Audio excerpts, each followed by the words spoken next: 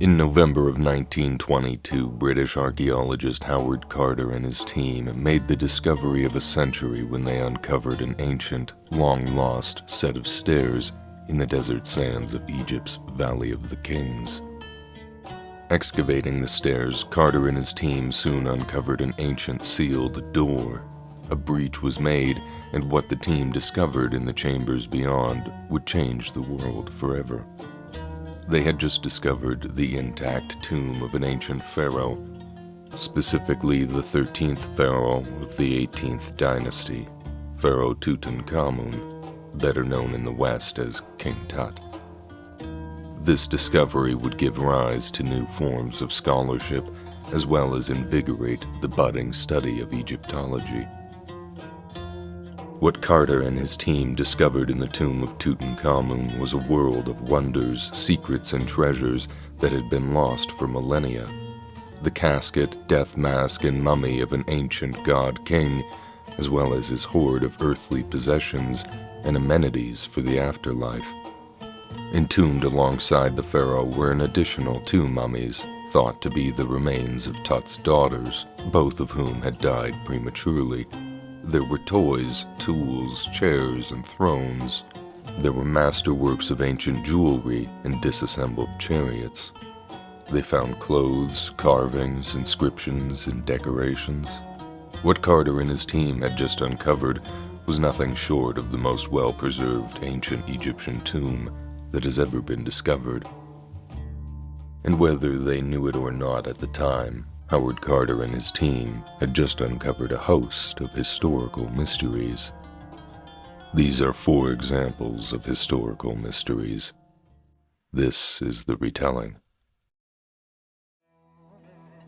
Among the countless mysteries uncovered by Carter and his team was this blade. It is a straight, double-edged iron dagger that was discovered at the right hand of the mummified pharaoh.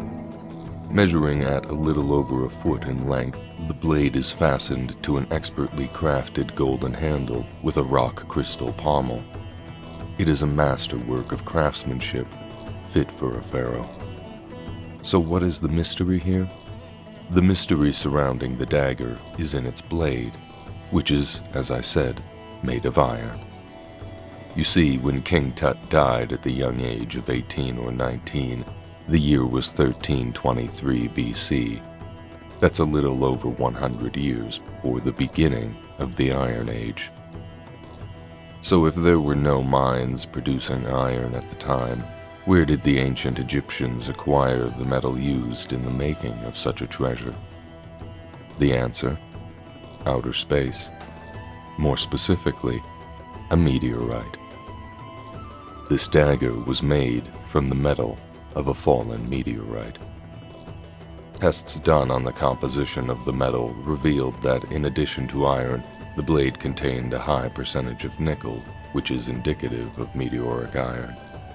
How this meteorite was discovered, if it was observed falling from the sky or if it was just found buried in nature, nobody knows. All that is known is that the iron used to make this blade came from a meteorite. So that answers the question of where the iron came from, but how was it made? In the centuries before the Iron Age, when blades were still made of bronze, who was the smith skilled enough to craft such a thing out of an unknown metal? Who could have made the dagger, and how? While iron and iron smelting was not entirely unheard of in King Tut's time, it was still extremely rare, so much so that it was considered more valuable than gold. So whoever made the weapon was a very skilled craftsman indeed. One theory on the dagger's origin posits that the blade did not come from Egypt at all, but rather that it was a gift from the king of Mitanni, Tushratta, to the Egyptian pharaoh Amenhotep III, who may have been Tut's grandfather. If this theory were true, that would mean that the dagger is even older than Tut himself, making its creation all the more remarkable. How the dagger was made, when, and by whom, we will never know. This is a Roman dodecahedron, an enigmatic little object that has been excavated from several sites related to the ancient Roman Empire. Hollow and made of copper, these strange objects feature 12 flat sides, usually with holes of varying sizes in the middle of the face and round knobs on the corners. What these dodecahedrons were used for, or what they represented, is entirely unknown. Theories suggest that they could have been tools, toys, religious symbols, or simply decorations. Among the more interesting theories is one that suggests that the objects were crafted as demonstrations of skill on the part of the smith who made them, a token or a badge representing the smith's high level of skill. Other theories suggest it could have been a surveyor's tool or a fortune-telling device. In any case, they were seen as valuable objects, as evidenced by the fact that many of them have been recovered in buried coin hoards. Although theories for the purpose behind the dodecahedrons have been suggested, none of them seem to hold much weight under examination. If these strange shapes were tools, what did they do? If they were toys, why are they all made of copper? And if they were religious relics, what could they have represented? While over 100 of these objects have been recovered to date, it is interesting to note that, while dating from the time of the Roman Empire, none of the recovered dodecahedron actually come from Italy. Rather, they have all been recovered from the Gallo-Roman parts of the empire, places like France, Germany, and the United Kingdom. In addition to not being found anywhere in Italy, the dodecahedrons are likewise absent from any historical record, not being mentioned in any writings, nor appearing in any art of the time. Unless lost writings are discovered, or until more dodecahedrons are unearthed, the meaning behind these strange copper objects will remain a mystery.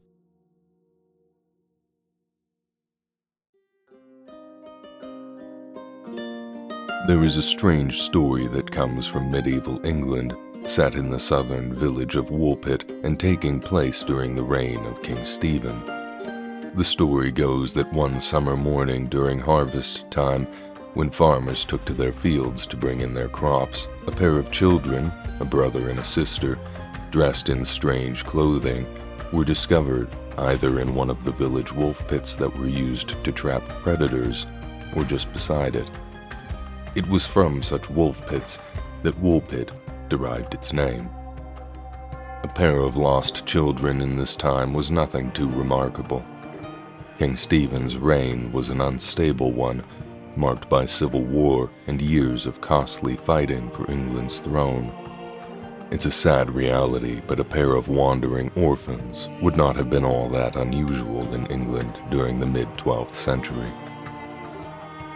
What was remarkable about the two siblings, as recorded by two separate sources, was the fact that their skin was green. That wasn't all. They spoke a strange language that no one could understand, and when they were taken in by the villagers and given food and water, the children would not eat. They had no appetite for soup or porridge, bread or bacon. After some time, however, it was discovered that the children would eat raw broad beans. The strange, wayward children were taken in and soon assimilated to life in Woolpit, losing the green color of their skin, learning to tolerate foods beyond raw beans, and even being baptized. It wasn't long after this that the children learned to speak English and were able to explain how they had come to be in Woolpit. They claimed they came from a place of eternal twilight called St. Martin's Land, and that the day they arrived in Woolpit, they had been herding their farmers' cattle when they heard a loud noise like the chiming of church bells, and, following the noise, the children suddenly found themselves in Woolpit. Our sources for this story are William of Newburgh's History of English Affairs, which was written sometime in the late 1180s, not long after the purported events were said to have taken place, and Ralph of Coggeshall's Chronicum Anglicanum, written a few decades later. Both sources offer different details, but share the same core elements of the lost children suddenly arriving in the village. What ultimately happened to the children is not so well documented. According to William of Newburgh, the girl went on to marry a man from King's Lynn, some 40 miles away from Woolpit, and she was still alive at the time of his writing. Ralph of Coggeshall, meanwhile, tells us that around the time of their baptism, the boy died, and it was only the girl who survived on into adulthood. Ralph also records the detail that on the day the children arrived in Woolpit from their home of St. Martin's Land, they had followed their father's herd of cattle into a cave before they found themselves in Woolpit. Ralph also records that the girl went on to be employed as a servant in a nearby lord's household, and that there she was considered to be very wanton and impudent. So who were the green children of Woolpit? Where did they come from? Did the boy really die, and did the girl really go on to live a full life? Did any of this actually happen? Who can say? As dawn broke on the 14th of April 1561, the citizens of Nuremberg, a free city in the Holy Roman Empire, woke to see a highly unusual phenomenon playing out in the sky above their city. Out of the sun, a pair of red semicircular arcs appeared. Then more shapes came into view, some of them seeming to manifest out of the sun's glare. There were spheres and crosses, as well as flying rods and red strips, described as being like blades of grass in their shape. The citizens of Nuremberg watched as these shapes continued to manifest in the sky above their city, when suddenly the shapes began to move, flying towards and around each other in what the citizens of Nuremberg interpreted to be a battle. The shapes in the sky darted around each other, battling vehemently for over an hour. What this battle consisted of is not recorded, though it seems as if the fighting was most intense when the objects were nearest to the sun, or perhaps its light. In any case, after an hour of aerial combat, these strange shapes began to slow, and soon they fell from the sky, as if they all burned. Crashing to the earth, the objects emitted heavy smoke and, according to the account of the event, the shapes then wasted away. This did not mark the end of the event, however. Not long after the shapes had crashed and burned in the fields outside Nuremberg, a massive shape arrived over the scene, described as looking something like a black spear. What this spear-shaped object did next, or where it went, is not recorded. The story of what the people of Nuremberg saw has been preserved in this broadsheet from the time, created by the printer Hans Glaser. Hans was a printer and a publisher who lived in Nuremberg and who may have even seen the events he recorded. The scene depicted in the publisher's woodcut is a chaotic one. Above the city of Nuremberg, we can see floating shapes and tubes of different colors fill the illustration, evidently doing battle. In the sky beneath them, the black spearhead mentioned by Hans looms larger than the other objects. Crashed to the ground in the fields outside of the city, several of the shapes, evidently destroyed, emit plumes of smoke as they burn away. All of this observed by a bright, indifferent sun. Accompanying the illustration, Hans included the following text.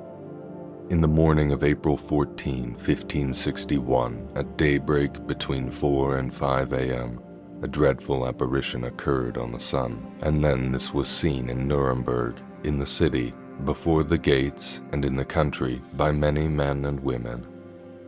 At first there appeared in the middle of the sun 2 blood-red semicircular arcs, just like the moon in its last quarter, and in the sun above and below and on both sides the color was blood. There stood a round ball of partly dull, partly black ferrous color. Likewise, there stood on both sides, and as a torus about the sun, such blood-red ones, and other balls in large number, about 3 in a line, and 4 in a square, also some alone. In between these globes, there were visible a few blood-red crosses, between which there were blood-red strips, becoming thicker to the rear, and in the front malleable, like the rods of reed grass, which were intermingled among the 2 big rods, one on the right and the other on the left, and within the small and big rods there were 3, also 4 and more other globes. These all started to fight among themselves, so that the globes, which were first in the sun, flew out to the ones standing on both sides. Thereafter the globes, standing outside the sun in the small large rods, flew into the sun. Besides, the globes flew back and forth among themselves and fought vehemently with each other for over an hour. And when the conflict in and again out of the sun was most intense, they became fatigued to such an extent that they all, as said above, fell from the sun down upon the earth, as if they all burned. And they then wasted away on the earth with immense smoke. After all this, there was something like a black spear, very long and thick, sighted. The shaft pointed to the east, the point pointed west. Whatever such signs mean, God alone knows. Hans Glasser goes on to state that he believes the event to be some kind of a sign from God, and what exactly the event means or represents, only God can know. Hans relates the events over Nuremberg to other incredible events of his day. He seems to worry that people are too quick to dismiss these events or pass them off as something other than miracles. So what happened over Nuremberg that day in 1561? Popular theories today suggest that it was some sort of battle between extraterrestrials. Hans himself describes the scene as a battle, and the crashing ships and plumes of smoke make it easy to see why. That is, if it really happened. Skeptics say this event could have been anything from a sundog event to simply a bit of made-up fiction. After all, Hans Glasser is our only known source for this event. That being said, the sundog theory is often scoffed at for not fitting the description provided by Glasser, and as for the work being purely a piece of fiction created by Hans, that too seems unlikely. Hans Glasser was a career printer and publisher, not to mention he lived in Nuremberg. If he were to just make up a story like this in his hometown where he worked and lived, how would that affect his reputation?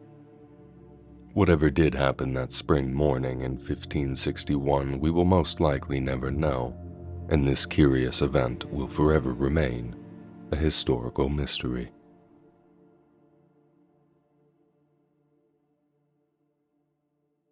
Hey, thanks for watching the video. I hope you enjoyed. If you did enjoy, please leave a like or a comment, or subscribe to the channel if you haven't already. I'll see you in the next one.